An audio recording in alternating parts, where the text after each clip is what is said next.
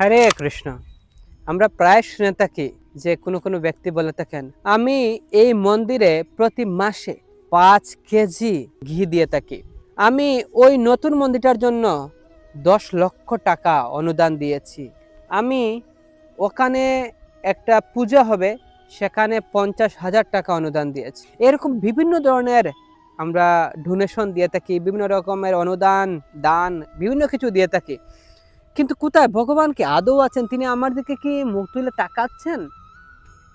কোথায়? আমার তো কিছু দেখছি না। আমার তো এই অসুখ বিসুখ সমস্ত কিছু লেগেই আছে, পরিবারে অশান্তি লেগে আছে, কিন্তু আমি শান্তি পাচ্ছি না এত কিছু ভগবানকে দেওয়ার পরও।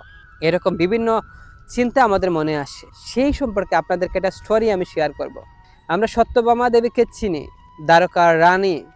ভগবান শ্রীকৃষ্ণ একজন মহিষীদের মধ্যে অন্যতম ছিলেন। তো তিনি একটু চিন্তা করতেন, তিনি কৃষ্ণকে বেশি ভালোবাসেন।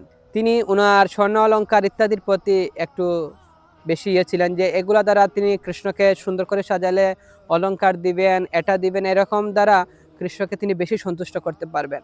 তো একবার নারদমুনি তিনি এসে সত্যভামা দেবীকে বললেন যে, সত্যভামা দেবী, আমি শুনেছি যে রুক্মিণী দেবী নাকি কৃষ্ণকে আপনার চেয়ে বেশি ভালোবাসেন। সত্যভামা দেবীর ভিতরে আরেকটু অন্যরকম একটা মন মানসিকতা চলে আসলো। এটা হতেই পারে না, এটা আমি পরীক্ষা করে নেব। তখন সত্যভামা দেবী তিনি কি করলেন, একদিন একটা আয়োজন করলেন, দাঁড়িপাল্লা নিয়ে আসলেন, যে দেখবো কার ভালোবাসা কতটুকু বেশি, কারণ আমি কৃষ্ণকে সবসময় সন্তুষ্ট করছি।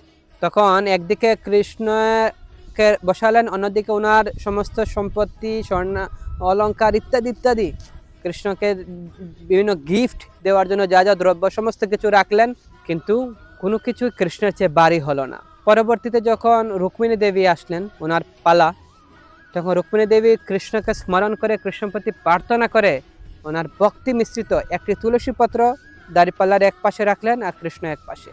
তখন দেখা গেল কৃষ্ণর চেয়ে তুলসী, ভক্তি মিশ্রিত তুলসীর ওজন অনেক বেশি হয়ে গেল। তাই আমরা কি দিচ্ছি না দিচ্ছি সেটার প্রতি আমাদের চিন্তা না করে, আমাদের যে কিছু দান করছি সেটাতে আমাদের ভক্তি কতটুকু মিশ্রিত আছে, আমি কতটা হৃদয় থেকে দিচ্ছি, কতটা শ্রদ্ধা সহকারে দিচ্ছি, সেটা হচ্ছে বিবেচ্য বিষয়। তাই দান বিষয় না, ভক্তিটা হচ্ছে বিষয়। ভগবান আমাদেরকে মন দেখেন, আমাদের ভক্তিটা বিচার করেন, আপনার সম্পদ নয়। হরে কৃষ্ণ।